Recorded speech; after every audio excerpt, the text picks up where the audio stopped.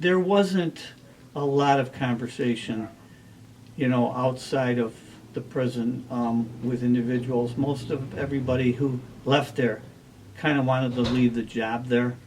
They didn't really like talking about the prison, and most of the time, if they did, it was negative talk. There was nothing positive that came out of when somebody walked out the front gate.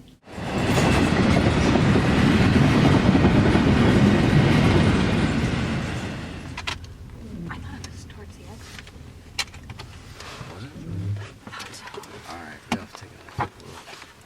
Alright, so we're gonna hop out here. What I'm gonna do is, this here is like the holding cell when it's too cold to dig in the ground. Mm-hmm. So what I'm gonna do here is I'm gonna plant some coils. I'm gonna plant a fire symbol and 4 air symbols. And then what this is gonna do is it's gonna help release any souls that are trapped. What happens after death is there's still a charge in the body, and it has to be released. I want to get up on the back side because there's some pretty dirty, heavy graves over there. I think some of the prisoners are buried in the back. So those guys, have met some of those, and they're yeah. So I would grab a piece of tourmaline, throw that in your pocket.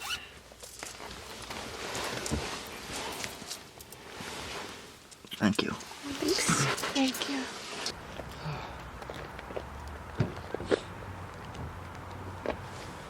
I try to sense for where the energy would be best held, and I feel like a lot of them would congregate around here, so I'm feeling right here is a good point.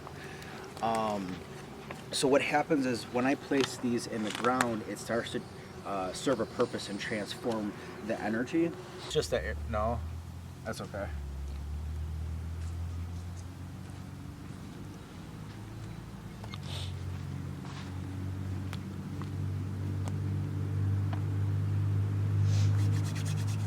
Okay, so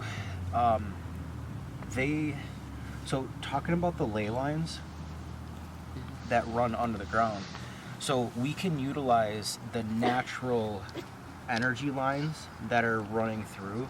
You don't have to know where they're located. You can just simply have the intention to touch the ground, and since everything is connected, the energy streams will run there. They designed a lot of the roadways, based upon ley lines, like Buffalo, New York, Niagara Square. Niagara Square is one of the, it's where all the politicians are, the courthouses are, where all like the political center is. And that circle there with Niagara Street, Elmwood, Delaware, and there's another one. There's actually ley lines that run under each one of those roads, and they just paved right on top of them. And they took that same concept from Washington, D.C. And if you ever look into, they call them conspiracy theories, but it's because scientists don't want to prove. There's all these other things against proving the truth behind it, but what they're doing is they're using the ley lines and they're having people drive over top of those. I think it's distorting the energy that's there, but they're using it for bad.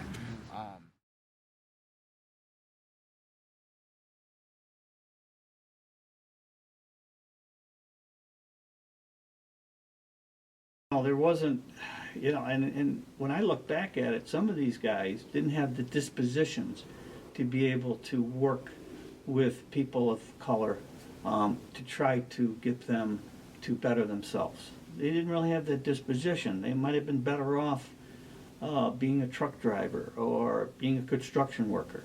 They didn't have those social skills to work with people. And a lot of them got very dehumanized. It changed them. Not for the good, for the bad. They weren't as friendly. It just seems like they were kind of lost, and it was a shame. But they did provide for their families. But a lot of the fellows who become correction officers, when you're in that position, that's really not a job geared for you. You turn to alcohol, you turn to drugs. you come out of there with such negative feelings that your family is affected, because your kids, you treat them like inmates. Your wife, you might treat like an inmate. So there's a lot of divorce. There's a lot of alcoholism. There's drug abuse. And I remember reading a study where the average correction officer, not just in New York State, but in the United States, lives to about 55 years of age. That's not good. They told you your phone? Yeah. Yeah.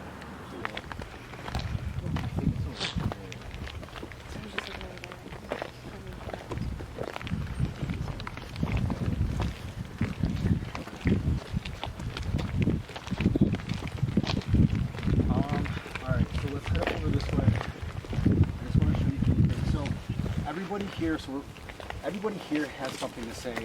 Everybody here has a story to tell. And you can kind of feel as you walk past it. She's already getting it, so you'll see she makes funny faces all the time. Because she's feeling things. She's like, ah. So like this one in particular. What's your feel? What do you guys get?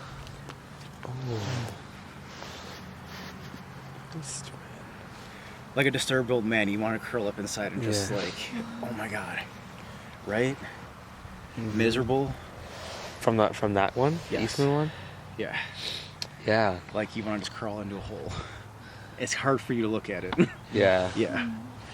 He's a Freemason. Oh. That's another one. There's a lot. Francis. This guy. Yep. There's a lot of Freemasons here. There was a guy, William Morgan, lived back in the 1800s around here. He was a Freemason that was trying to expose the truth of the Freemasons and how corrupt they are. They ended up kidnapping him and killing him and throwing him in the river. And they call it the William Morgan affair. So essentially, we're doing the same thing here. We're exposing the truth, pulling up the dirt, letting people know all the twisted things that are actually happening with the secret societies and all these kinds of things. So there's big moves, things are happening, but these are our ancestors, these are our community members that were here before us, laying the ground before us, and now they have stories to tell.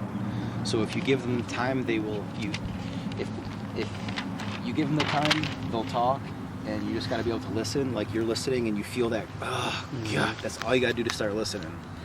All right, and then the more you meditate, you slow your mind, you start connecting with their mind, and you can hear it roll in.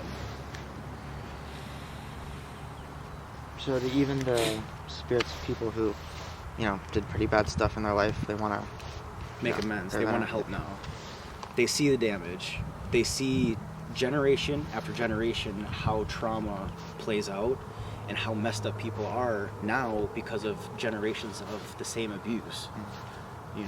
They thought they were agreeing to one thing because they thought it was divine, or they'd be able to enlighten themselves if they do this act and that act and that act, but it all goes back to corruption and distortion within the church or God or somehow, some way.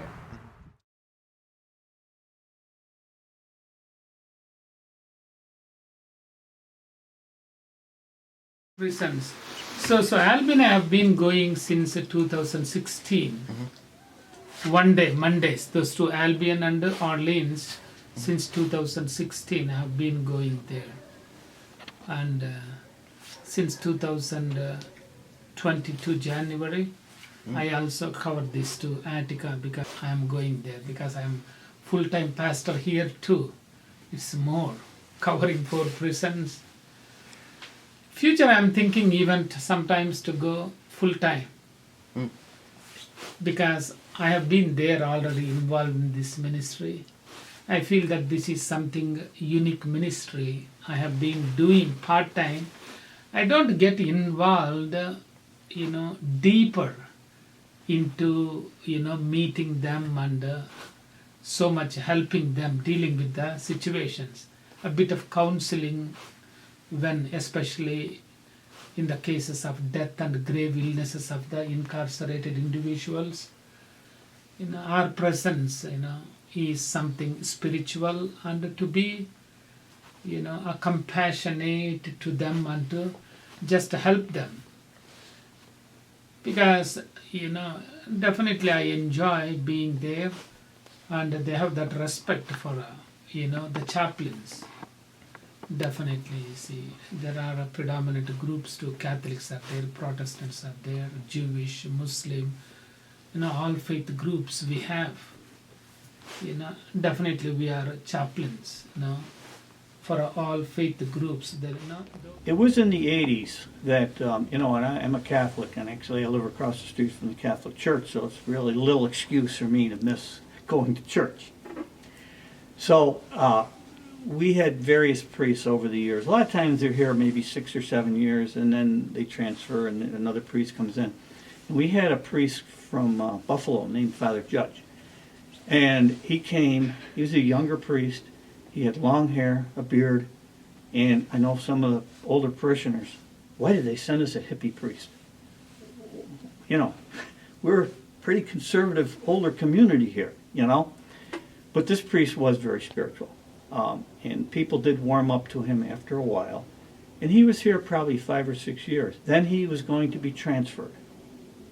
And I'll never forget the last sermon, 11 o'clock Mass. Father Judge announced to everybody, I'm no longer going to be here. There'll be another priest here next week. And he mentioned the name, I can't even remember who it was. But anyway, Father Judge says, I want to thank everybody for opening your arms, welcome me here in the community. And, there's some very spiritual people here. But he says, there's something that bothers me.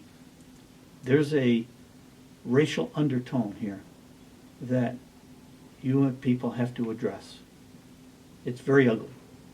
And you cannot treat people that don't look like you that way.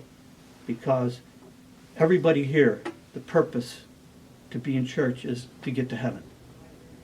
And I wouldn't want to go to the gates of heaven with that background, that attitude. Because God is going to not think of you. You're a hypocrite. If you say you're for all people, but yet you talk like this and you act like this. And he says you need to address this sometime in your life. So we're always in like this constant battle of light and dark and trying to balance what's happening. First time I came into the store, I've always been drawn to supernatural, ethereal, things, but because I was raised Baptist, I was taught that if you talk to spirits, you're possessed. If, the only spirits that come through are coming through from hell, if you're tapping into dark, bad things. I now know for a fact, experience, myself, that is absolutely not the case. In 99.9% of the time, that's not what you're dealing with. If dark, scary shit's coming through, it's because you are calling to it or you are in places that you should not be. Like when you get into what we do, we feel a lot of it, but we're also not looking for it in, like, we're excited about it, but we're looking for it to balance it, to put a stop to it, to keep it away. Or to understand it too. Sometimes, so like for people like us, if we get drawn to the dark, if we're feeling dark, we're like, oh man, like last night the wind blew in, and I'm like, yo, there's something dark just rolled in. If I'm gonna stand there and be like, hey, what is out there? The reason I'm doing that is because I want to understand what is there, what's coming forward, what's coming through. Well, and generally, I realized this morning when that happens, somebody's coming to us. We're going to have an experience very soon that we're going to need to understand that energy for. Yep.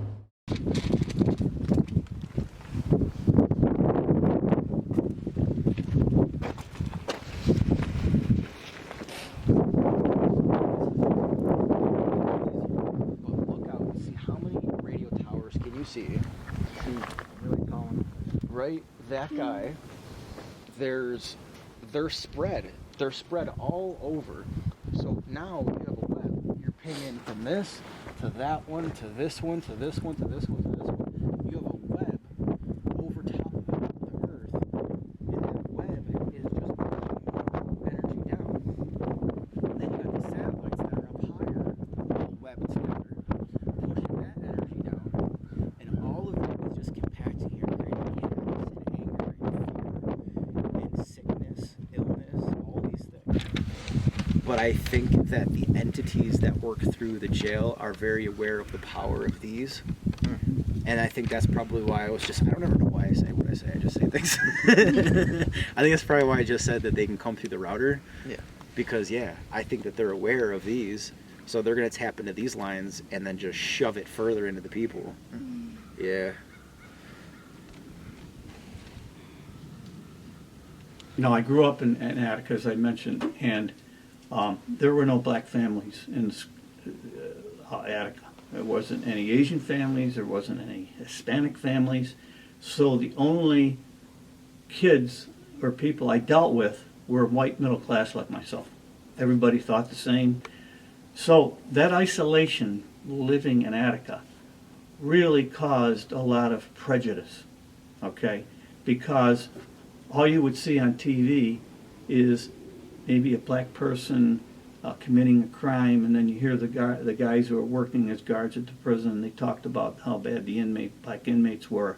So, you had that just as growing up as a kid. So they use cell towers, radio towers. The windmills are really bad. There's something in the machinery portion on the top of it that transmits signals out. They'll have transceivers, receivers, whatever that's in there. And anybody will tell you that when you live around places like that, they become very miserable. Like, they don't know why, but it's all that I think when it comes to rural areas, these like villages like that in this area, people are stronger in their faith in God. The community, the bond with the community is stronger, undoubtedly, I can say that. And I can see, I can feel, this is, very good community, very good community. People know each other, doesn't matter which denomination, but they know as the community members because they meet, they support. But Attica is a calm and cool, nice community, faith-wise.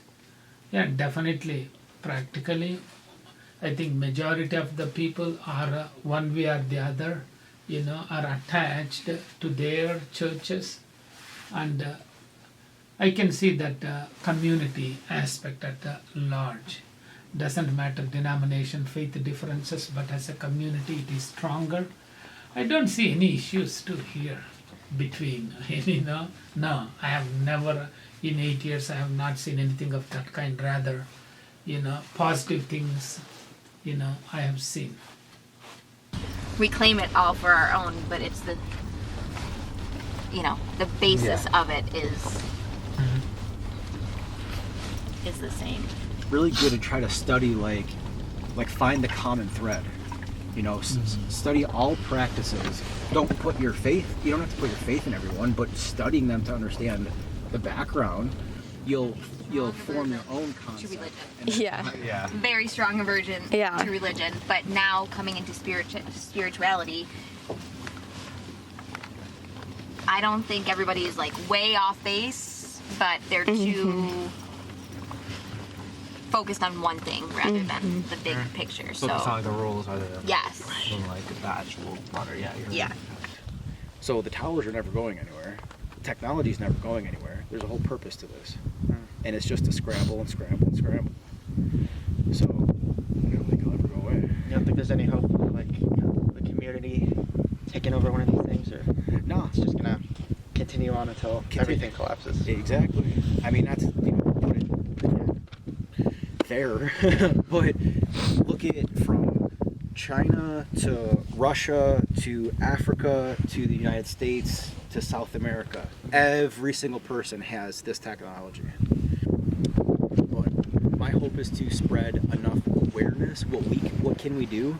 We can spread enough awareness to other people and say, listen, turn your Bluetooth off, man, when you ain't using it. Hey, listen, put some shungite on or selenite or something on your router. Unplug your router at night. Because when you don't, I will unplug my router at night and I'll feel a whole energy shift. It's different, it's calm. There's entities that work through those lines. They're very aware. The whole entire universe is smart, and they all work together. So you're only unplugging yourself from toxicity when you start to become more aware of these things. So I think that's what we can do, is we can spread the awareness, enlighten people. What are you actually standing next to? And like those two little daffodils weren't there yesterday.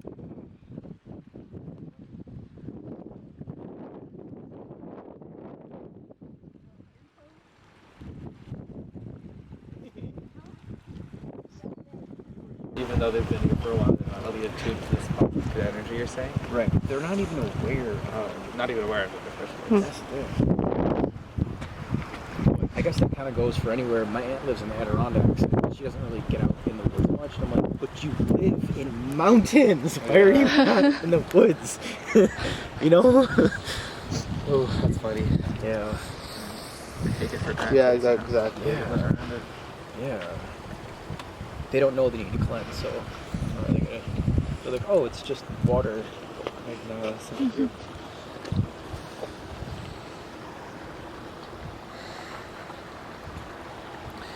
All right, you guys are ready? Ready? Yeah, sure. And I think things are changing. We are far better than 8 years ago because people responded. I am being coming from outside. I just sensed these little things, but now we have come together because, of course, these little things should not separate, but rather we can overcome them and come together. We are stronger as a community now.